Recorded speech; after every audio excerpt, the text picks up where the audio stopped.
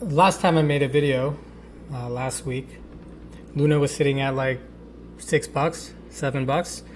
Record the video now and it's sitting at $14.62. Over the past month, it's up like 144%. So Luna's gone absolutely insane. So lots of things have been going on in the Telegram chats, on Twitter, in the market in general.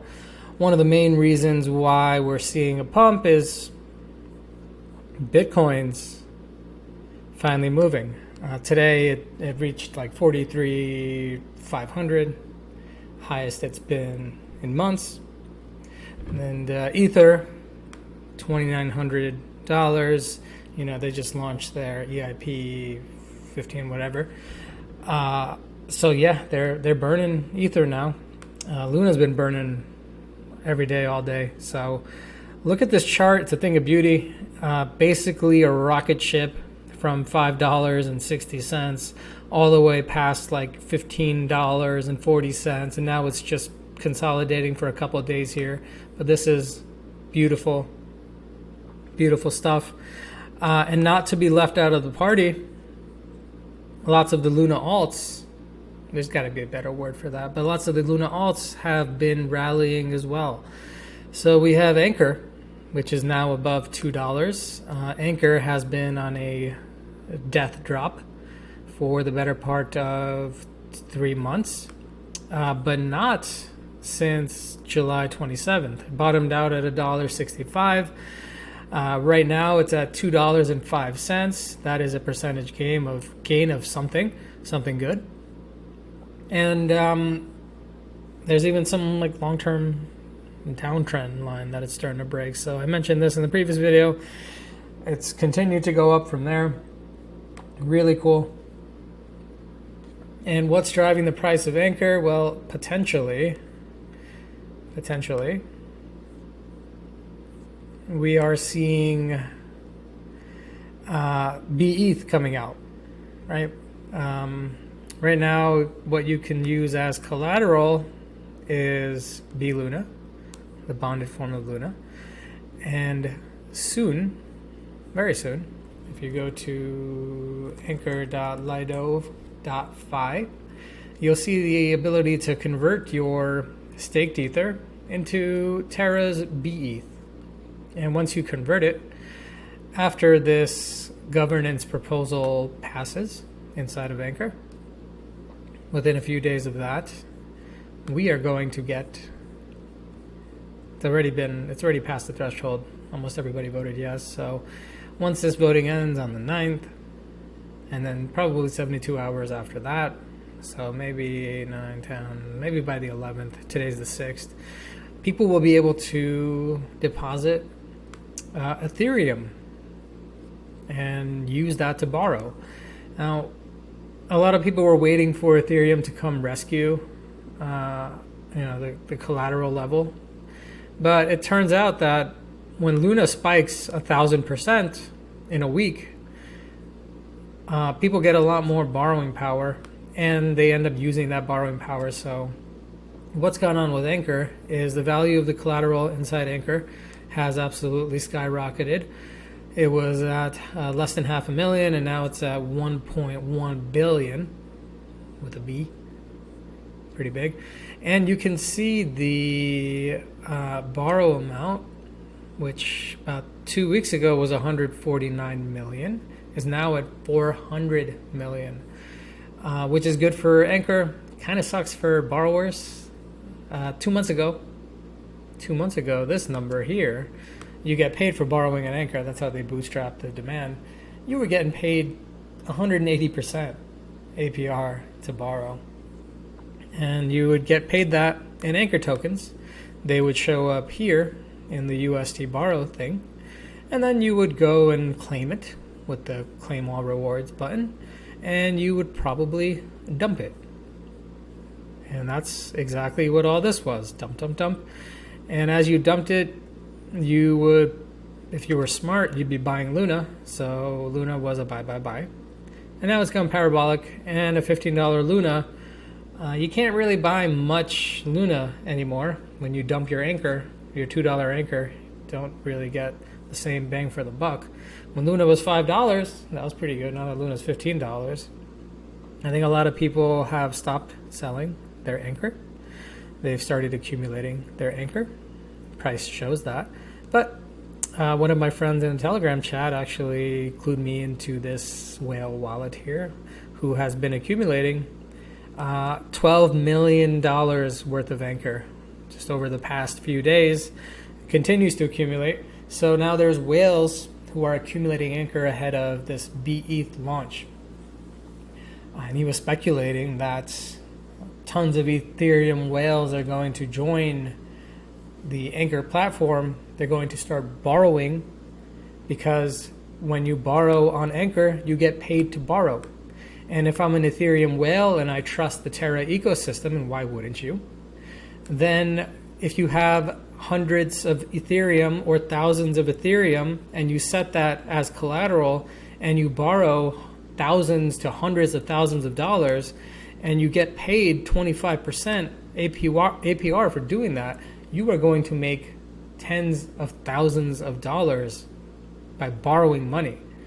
And that is going to potentially be a game changer. Now, a lot of people aren't really talking about what the impact of bETH is going to be. The Telegram groups aren't really, falling over themselves talking about this stuff. The Anchor Protocol price chat here, it's only got 600 members in it. The Anchor chat itself, where is this chat? Anchor Protocol chat here has 9,000, but it's, people aren't super excited about Anchor at the moment because this. But there might be some people who have a vision and are seeing something. So I have, full disclosure, been accumulating Anchor here. I haven't been buying it on spot. I have been providing liquidity. I have, what do I have? I have 1,400 Anchor tokens, and I've been providing $6,000 worth of liquidity, and I think this earns me like, $12 a day, or like 4 or 5 Anchor tokens a day. So I just accumulate those, and I keep those, and I also have a different wallet where I am borrowing like a 40% LTV on a decent sized stack, and I earn Anchor for doing that, and I've just been holding and staking that. So not financial advice, but I do think that we are going to see some kind of pump here over the next few days to a couple weeks, and I want to be around for that pump. If we see Anchor pump up to like $4 or something like that, if you start drawing up some lines on a chart and you start thinking about, okay, like where should, this is just not a natural chart, right? Anchor's got like $2 billion in total value locked. Like, it can't just look like this awful chart. But the fact is, the emissions for Anchor are quite high. So it's going to be hard to really maintain the value accrual of this token until they fix the tokenomics or the emissions stop running in a few years. But I could see a pump to like $3.40. I could see a pump to this resistance line before it cools down and whatever happens there. But I do want to start accumulating a move from $2 to like $3.30. I mean, that's better than a 50% move. That's not bad. So that's my plan. Hold and see what's going on there. The other thing we can look at is Mine. Mine's been doing really good recently. I think a week ago it was like in the 70s. This past week it ranged all the way up to like 89.9 cents. 8.9 cents. And then there was a whale who dumped like 10 million Mine onto the market, and it drove the price all the way down to like 76 cents. And now the price again is ranging back up. So today was the day where if you were to go to Pylon Protocol, you would have seen an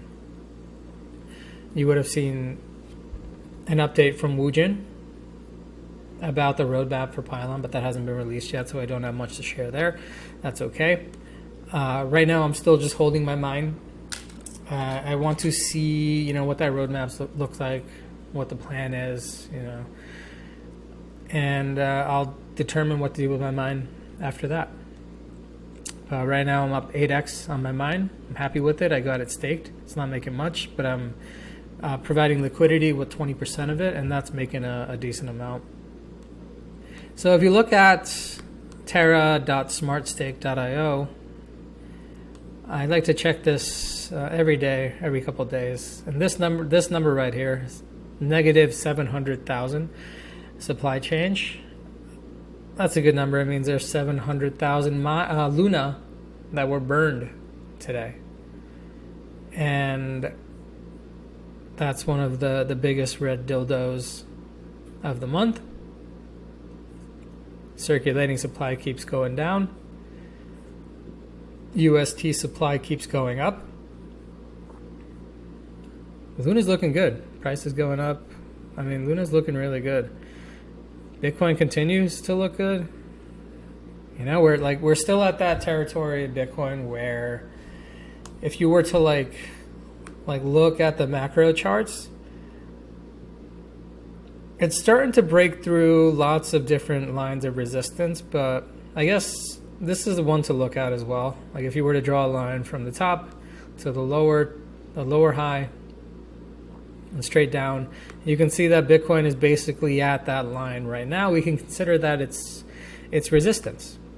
And the other form of resistance, not that I'm a TA guy, I'm just an idiot drawing lines on a chart, so take it with a grain of salt.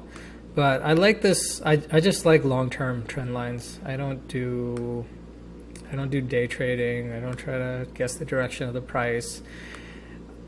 Looking at the long-term lines keeps me sane. So here is when the March crash happened. We can see it touched here. We can see it touched off here. We can see it finally died going through here. And now we can see it's coming to retest. So ultimately, Bitcoin is about to face off against $43,000 resistance, which it just touched. Interesting. And then 45,000 resistance. So this tiny little area here, there's a lot of price action here. We want to see Bitcoin break through this stuff. And if you look at like the Willy Woos and the Will Clemente stuff, like the on-chain guys, like they're just talking about supply shock, supply squeeze. Whales are buying, retail's buying, everyone's buying. It doesn't look like a bear market. On-chain doesn't lie. And crypto bear Twitter has kind of like shut up a little bit. And most people are flipping bullish. We wanted to cry when everything was down here, 29,000. Just rocketed back up.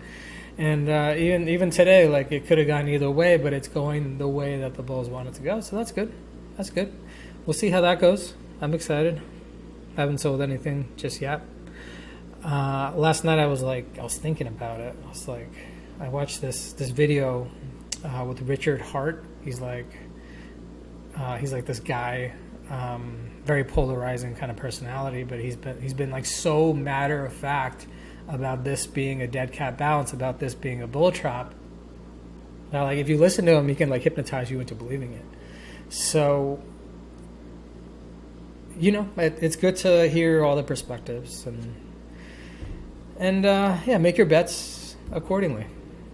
So what I'm looking forward to coming up is Luna breaking decisively through 15, going back to $16.40, which was its former quote-unquote stable coin range of 2020. This is where it was hanging out for basically a couple months. Happy to have it kind of flirting with that area again. Looking forward to seeing bETH, what the price action of ENC is. Mirror, not much going on with Mirror at this point. Mine, we want to see those first couple projects launching on Mine. We do have the Loop Finance guy. He was saying that he thinks the Pylon pool for him is going to launch like on August 9th, which is 3 or 4 days from now.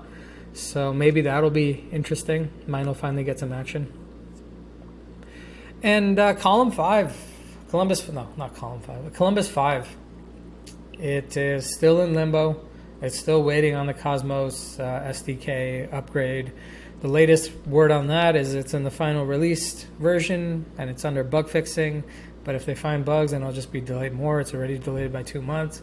Let's see how that goes. But literally every project is waiting on that to launch. So